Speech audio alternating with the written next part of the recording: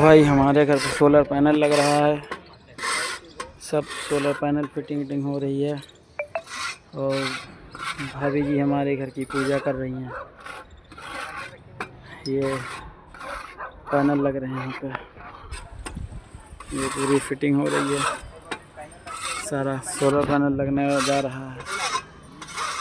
ये भाई हमारा कारीगर है, कटर कारीगर है। ये भी कारीगर, ये बड़े वाले भाई, ये भतीजा।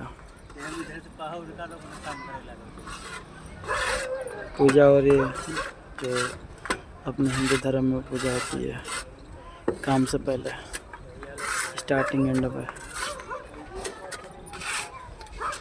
घंटे बाद निकल जाइए। ये देखो भाई पूरा हो गया है पूजा काम पूरा हो गया। करके चढ़ाया गया ना, के लिए एक